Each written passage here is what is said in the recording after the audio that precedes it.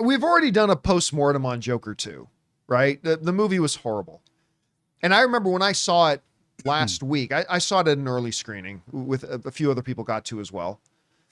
And at that time, it still had like a 61% critic rating. Didn't have many reviews, but it had like a 61%. And that's fine because the first Joker only ended up having like a 67. So that's fine. And I love the first Joker. Love that movie. So when I came out of Joker 2, absolutely hating it, I thought I was going to be in the minority. I thought everybody's going to say, you know, what's Campea smoking? Because I came out of that. I did my out of the theater reaction. And I'm like, this is a movie that is a pointless movie. It had nothing to say. Everything that was great about the first Joker is completely void and gone in this movie. I completely hated it. Well, then the box office score or the critic scores fell. Right now, it's sitting at 33%. That's astounding to me. But here's the most astounding thing. I talked about this on Friday's show that I did solo. Its audience score of 31%.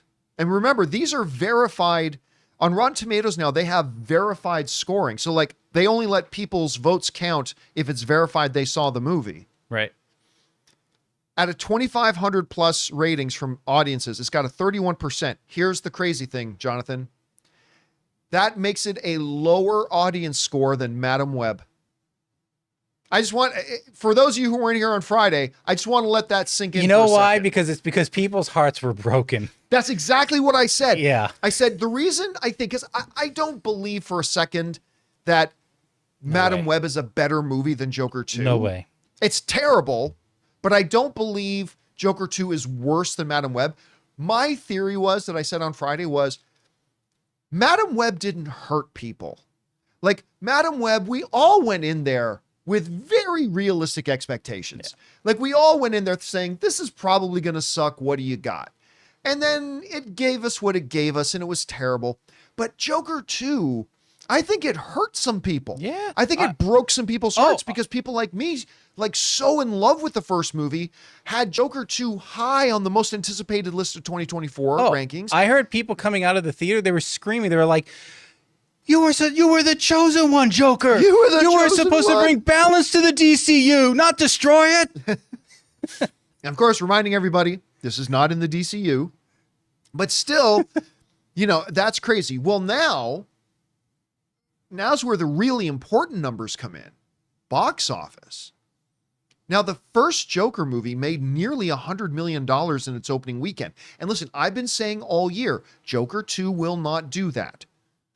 I've been saying all year, Joker 2 will not equal the first one's box office. It will not be $1 billion film because even though there's a lot of people like me who really loved it, hey, there was a lot of people that Joker didn't work for, right? There's a lot of people who saw Joker 1 and added to that $1 billion total that didn't really like it, didn't work for them, and I didn't expect that they would come back. So I've been saying all year it's not going to do as well as Joker 2, but I said it's still going to do well.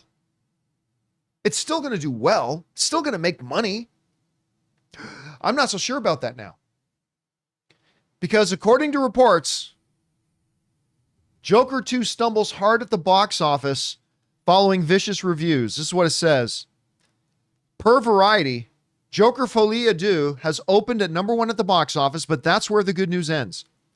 The film has pulled in $40 million in its opening weekend at the domestic box office, down significantly from the movie's initial projections of up to $70 million. The return is also much lower than what the original Joker earned in 2019, dropping during the same weekend with an opening. Remember, Joker 1 opened with $96.2 million. Right.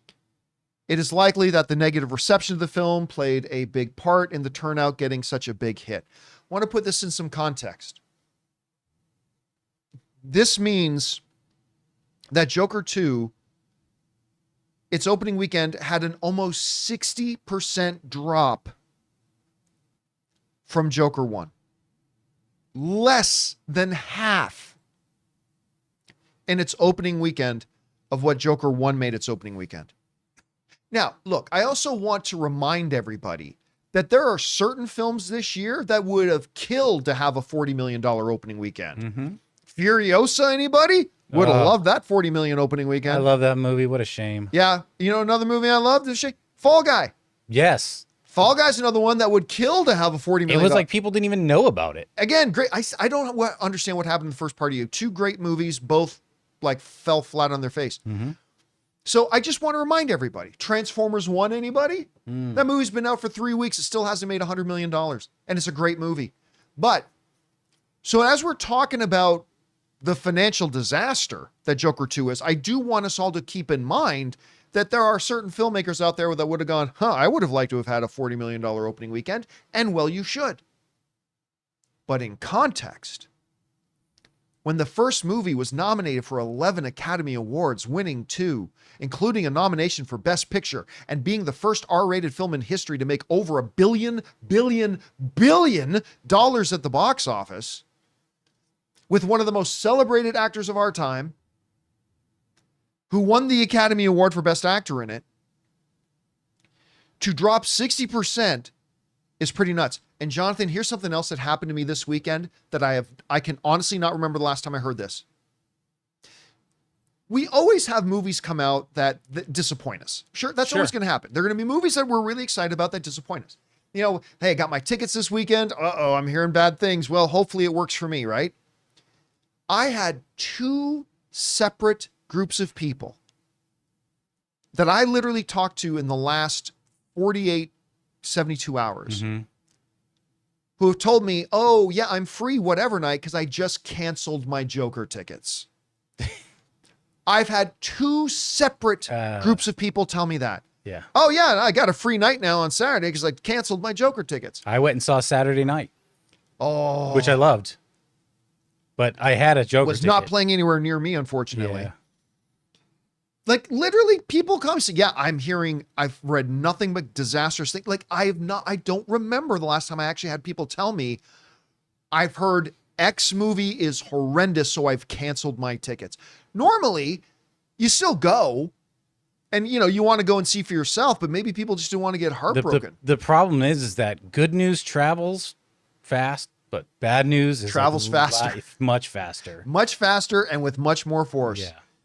And word just kind of got out there. And now making 40 million, listen, I think Variety reported that Joker 2 needs to make 450 million to break even. Guys, we want to take a second to thank a sponsor of today's video, Acorns. Hey guys, John here. I want to talk about something that I've been using that really simplifies saving and investing.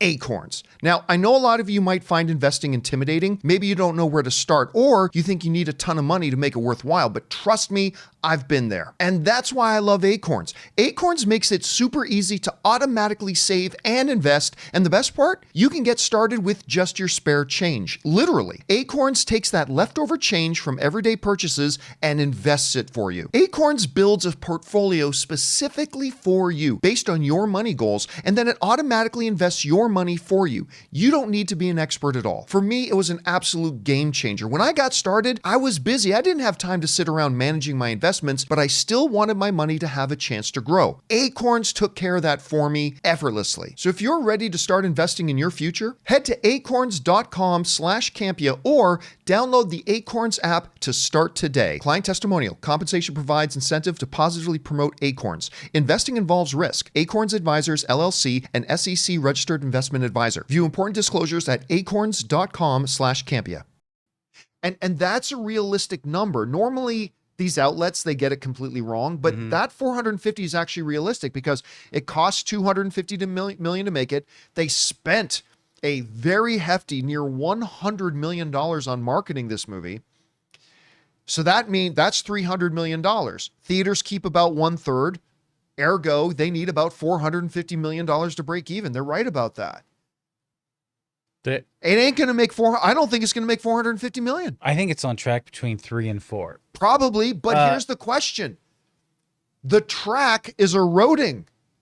I don't know that there's going to be a track. I think the only silver lining I see here, I could just bring it up here, is that Oops, sorry, didn't mean to do that. But their worldwide is at 81 million. That counts for 67% of the take. Yep, which is so huge. They're going to have to lean heavy on international and hope that this carries them, because that's kind of their only hope. The problem is word of mouth spreads internationally too. In French. Sacre bleu. Oui. you think English word of mouth, bad word of mouth is bad? Oh man. Oh, the French don't like that. Believe me, I had to speak French for 7 years. They're gonna fart in their general direction. Fought in your general directions. And not even bringing elderberries will make it right. I'm worried about this film. You know, Todd Phillips has said, this is it. I'm not going to make any more comic book movies, which is fine. Hey, listen, I don't want this to take away from the first Joker. The first Joker is magnificent. I don't think it can take away from that. That movie has so much to say. It's layered with nuance, so much social commentary, so much. I mean, it's just a brilliant movie to me. It didn't work for everybody. I respect that. But for me, it was brilliant. And like how they just turned around. Listen, Todd Phillips does not have a good sequel record. Because, you know, he made The Hangover, which I think is in the conversation of one of the greatest comedies ever. And then he made The Hangover 2. Yeah, and don't even get me started on 3. Oh, well, yeah. You know what? I'll be honest. I don't even remember a damn thing about 3. Nor do I. I don't remember a damn thing about it. And I was really let down about 2. I was so excited going into that theater for 2, and I was just like, what? I don't know what this is. So, yeah. So Joker stumbles onto its face. Again, want to remind everybody that there are a lot of movies this year that would have loved to have made $40 million. But this was a $200 million movie. Coming off of Academy Award wins, coming off a Best Picture nomination, coming off $1 billion result. It's going to be interesting to see how the rest of it unfolds. Anyway, guys, question is for you. What do you think about this? Even the projections were like, maybe it'll make 60, maybe it'll make 70, which already would have been a big drop from the first one. It made 40. How bad is this? Do you think it can build some momentum and still break even and maybe make a little bit of money? Do you think it's just going to drop like a rock? I don't know. Whatever you guys think, jump down to the comment section below and let us know your thoughts.